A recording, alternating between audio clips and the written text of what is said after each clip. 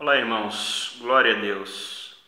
Gostaria de compartilhar uma palavra aqui que fica em Salmos, capítulo 1, verso de número 1 até o número 3, que diz assim, ó: Bem-aventurado o homem que não anda no conselho dos ímpios, não se detém no caminho dos pecadores, nem se assenta na roda dos escarnecedores. Então está dizendo, ó, bem-aventurado o homem que não anda no conselho dos ímpios. Porque a Bíblia, ela nos instrui a não andar, ela diz o seguinte, que bem-aventurado, mais que feliz é o homem que não anda no conselho dos ímpios. Por quê? Porque o ímpio, ele não tem nada de bom a oferecer. A Bíblia diz aqui no Salmo 25, verso 12, o seguinte, ó: Ao homem que teme ao Senhor, ele o instruirá no caminho que deve escolher. Então, o homem que teme a Deus, que teme ao Senhor, Deus o instruirá o caminho que ele deve seguir. Esse homem que serve a Deus, que teme a Deus, o padrão de vida dele não deve ser o ímpio, porque o ímpio ele não tem capacidade para te instruir, meu irmão, minha irmã. Ele não tem, muitas das vezes, a capacitação para te direcionar por um caminho certo. Por isso que a palavra de Deus diz, ó, Salmo 22:12, ó: Ao homem que teme ao Senhor, ele o instruirá no caminho que deve escolher. Então, essa palavra, muitas das vezes, ela vem para nos alertar, para nos colocar no eixo. Porque o que nós vemos hoje, muitas pessoas, creio eu, sem discernimento, ao invés de buscar na palavra de Deus aquilo que o Senhor quer para ela, seja na área do casamento, seja na área de trabalho, seja em qual área for, essa pessoa muitas das vezes, talvez pela ansiedade, ela busca conselho em várias pessoas. E a vida dessa pessoa, ela vai de mal a pior. Por quê? Porque ela não tem buscado na fonte certa. Ela não tem buscado os conselhos, a instrução do Senhor. Porque se nós queremos acertar na nossa vida, irmãos, nós devemos buscar em Deus. Nós devemos buscar na sua palavra, porque ninguém melhor do que Ele para nos instruir naquele caminho que nós devemos seguir. Porque, por exemplo, se eu busco numa pessoa que não tem vida com Deus, uma pessoa ímpia, ímpio significa aquele que comete impiedade. Então, tanto faz, não adianta, eu vou buscar conselho numa pessoa evangélica. Não importa, título não manda nada, porque uma pessoa, ela pode ser evangélica e ainda assim pode ser ímpia. Logicamente que uma pessoa, um cristão nascido de Deus, ele não deveria ser ímpio. Uma vez nascido de Deus, a impiedade é abandonada e deixada de lado. Agora, ele tem a piedade no coração dele, que é o mesmo que misericórdia. Mas muitos de nós sabemos que não é bem assim, que no nosso meio existe joio e trigo. Então, o ímpio não está relacionado só àquele que está lá no mundo, àquele que está fora da presença de Deus. A pessoa que não tem discernimento, ela busca em qualquer um. Mas quando você que está buscando um conselho, você vê a vida de alguém, você fala, opa, aquela pessoa ali tem frutos, então eu busco conselhos naquela pessoa. Por quê? Porque se deu certo na vida dela, vai dar na minha também. Se ela tem uma família abençoada, eu vou buscar conselho, vou procurar saber o que ela fez para ela ter uma vida abençoada daquele jeito. Porque com certeza essa pessoa, ela teme a Deus, ela busca a orientação de Deus. Por isso que em todos os setores da vida dela, ela vai bem, ela vai para frente. Então a palavra está dizendo, ó, não se detém no caminho dos pecadores. O nosso mal é isso, é ficar ali no caminho dos pecadores, é se deter no caminho dos pecadores. Por quê? Porque a nossa vida começa a dar um reviravolta, começa a andar de cabeça para baixo, quando nós fazemos essas coisas. Quando nós andamos ali no conselho dos ímpios e quando nós ficamos ali no caminho dos pecadores.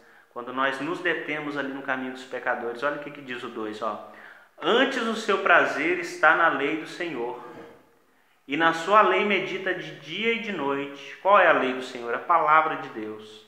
Quando nós meditamos de dia e de noite, eu vou ficar com a Bíblia o dia inteiro na mão, Vinícius? Seria bom, mas não é isso que está dizendo. A Bíblia diz é você ler aqui e você fica com aquilo na mente, pensando, meditando. Você está no ônibus? Estou pensando, estou meditando.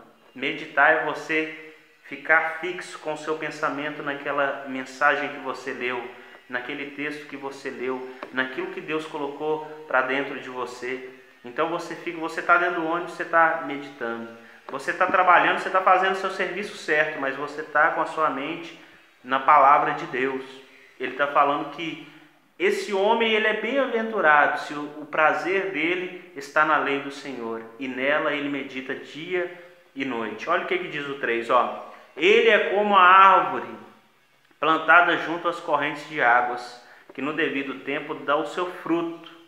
Entende que essa árvore é plantada perto desse rio, perto das correntes de água. Esse rio, essas correntes de água, é o Espírito Santo, é Jesus Cristo.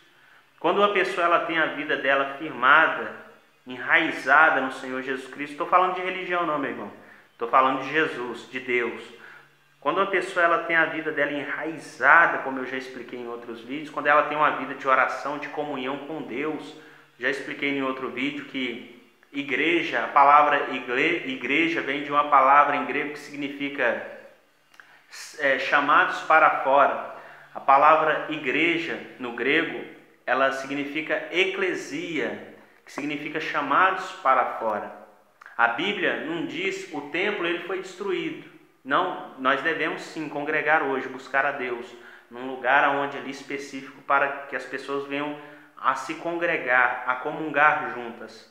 Mas a palavra eclesia, ela é muito mais do que isso. Ela é chamados para fora. Como que Deus? Deus ele converte alguém, o Espírito Santo convence.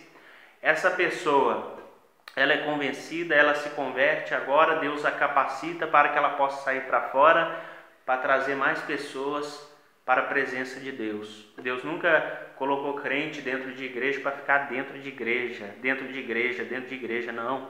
Ele chama a pessoa, ele converte, por isso que fala sobre os frutos do Espírito Santo, fala sobre os frutos que o crente tem que dar, que o cristão tem que dar na presença de Deus. Por quê? Porque uma vez convertido, agora ele vai para o campo, ele vai para fora, ele vai buscar aqueles que estão perdidos. Então, igreja é muito mais do que um templo de 4 paredes. Igreja, Jesus ele diz assim, o lugar que estiver 2 ou 3 reunidos no meu nome, ali eu se farei presente. Os 2 discípulos estavam no caminho de Emaús falando sobre Jesus, Jesus ali perto deles. Então, muitas das vezes nós temos que ter esse entendimento. Porque hoje, a vida de muitas pessoas não vão para frente porque as pessoas chegaram num âmbito tão religioso que a pessoa, para ela estar bem com Deus, uma falsa sensação, ela precisa de estar lá no templo, parede. Então ela chega ali, ela está bem. Mas quando ela sai dali, ela chega na casa dela, ela briga com o marido, ela briga com o filho, ela briga com a vizinhança. A vida dela é uma vida totalmente errada. Por quê? Porque na verdade, lá dentro da igreja, ela tem uma falsa sensação de que ela está servindo a Deus de forma correta. Mas como ela não tem essa raiz aqui, ela não é essa árvore plantada junto à corrente de águas que é o Senhor Jesus Cristo, então ela não tem aquela raiz enraizada, entrelaçada, ligada, a raiz ligada no Senhor Jesus Cristo. Então ela é uma pessoa que ela não tem base, ela não tem raiz. Por isso que muitas das vezes nós não entendemos quando muitas pessoas se desviam da presença de Deus. Você fala, olha, eu vi aquela pessoa louvando ali na igreja aquele dia, aquela pessoa louvando, feliz, cantando lá na igreja, estava toda empolgada, e ela está desse jeito agora, não faz nem 3 semanas que ela está assim, o que está acontecendo? Não, meu amado, o marido, quando ele vai sair de casa, ele não fala para a esposa assim, ó, mulher, vou pegar minhas coisas e vou embora, vou sair. Não, ele não diz isso. O homem, quando ele vai sair de casa, quando ele vai abandonar a sua esposa, é porque o relacionamento dele, ó, já não está bem com a esposa dele há muito e muito tempo. Então ele não decidiu ir embora aquele dia. Agora ele tomou a decisão de ir embora, mas o relacionamento dele já tinha se desgastado há muito tempo. Então agora ele tomou uma decisão. Nós, na presença de Deus, é a mesma coisa. Se você vê alguém, a pessoa saiu ali da igreja, não está mais na igreja, parece que outro dia ela estava bem na igreja e agora ela já está fora da igreja, é porque na verdade o relacionamento dela com Deus já não vinha bem há muito e muito tempo. Se ela saiu aquele dia, não foi porque ela decidiu sair aquele dia, é porque na verdade ela estava na presença de Deus ali, ela sorria, ela se mostrava estar feliz ali, mas na verdade ela estava querendo fazer aquilo para o pastor ver, para alguém ver, mas ela mesma já estava longe de Deus há muito tempo, já tinha perdido a vida de oração, já tinha perdido uma vida, sabe? A nossa comunhão com Deus, irmãos, é oração, é louvores, é jejum, é consagração na presença de Deus. A nossa vida ela não começa lá na igreja, a nossa vida ela começa aqui dentro da nossa casa. A nossa vida com Deus começa dentro da nossa casa, junto com a nossa família. Se a nossa família não estiver bem, como que eu vou estar bem? Principalmente se eu tenho um cargo na igreja, como que eu vou estar bem no cargo daquela igreja? A Bíblia diz isso, Paulo ele diz, se eu não estou bem, se eu não consigo dirigir, manusear nem a minha própria casa, como que eu vou ter sabedoria para dirigir uma congregação? Então, muitas das vezes, a pessoa ela se perde nisso. Eu digo para você, irmãos, eu prefiro estar bem na minha casa com a minha família do que estar todo desconcertado e estar na igreja fazendo coisas e ali fazendo coisas que não estejam na direção de Deus. Então, a Bíblia está dizendo, ele é como a árvore plantada junto à corrente de águas, que no devido tempo dá o seu fruto. Ou seja, no devido tempo ele dá o seu fruto. Não é na hora que ele quer dar o fruto. Não é na hora que essa árvore quer dar o fruto, é no devido tempo. Lá em Jeremias também fala sobre essa palavra, que a árvore plantada junto ao ribeiro, no ano da sequidão, ela não teme quando vem o calor, mas ela permanece firme. Ou seja, e no ano, que nem está escrito aqui, ó, está escrito Jeremias, vou só mostrar para você ver, ó. Jeremias também fala sobre isso. Jeremias 17, olha o que diz, ó. Jeremias 17 diz assim, ó: porque ele é como árvore plantada junto às águas que estende as suas raízes para o ribeiro e não receia quando vem o calor. Ou seja, quando essa pessoa ela tem uma vida enraizada em Jesus, quando vem as dificuldades, estou traduzindo para você, mas a sua folha fica verde, ou seja, ela não se preocupa. Ó, e no ano da sequidão não se perturba, nem deixa de dar fruto. Ou seja, a crise está aí, o mundo está virado de cabeça para baixo, mas essa pessoa ela sabe onde que a raiz dela está. Ela sabe em quem ela está firmada. Então, ainda assim que o mundo esteja totalmente virado de cabeça para baixo, ela não se preocupa. Está falando, ó, não deixa de dar fruto. Enganoso é o coração mais que todas as coisas, desesperadamente corrupto. Quem o conhecerá? Então, irmãos, nós estamos vendo que essa árvore plantada junto às águas, que estende as suas raízes para o ribeiro, ela não se receia quando vem o calor. Ou seja, uma árvore plantada perto de um rio, ela não receia quando vem o calor. Por quê? Porque as raízes dela dependem daquele rio. Essa árvore ela não depende da chuva que cai do céu. Essa árvore ela não depende da circunstância favorável do clima. Ela não depende das circunstâncias favoráveis climáticas. Ela depende totalmente desse rio. Quando, vamos supor, fica um ano todo seco de calor, aquele rio tem água, então essa raiz ela vai sugando a água desse rio, ela vai sugando. Então as outras árvores ao redor dela não está dando fruto, mas ela sim, ela está dando fruto. Por quê? Porque a raiz dela está ligada a esse rio.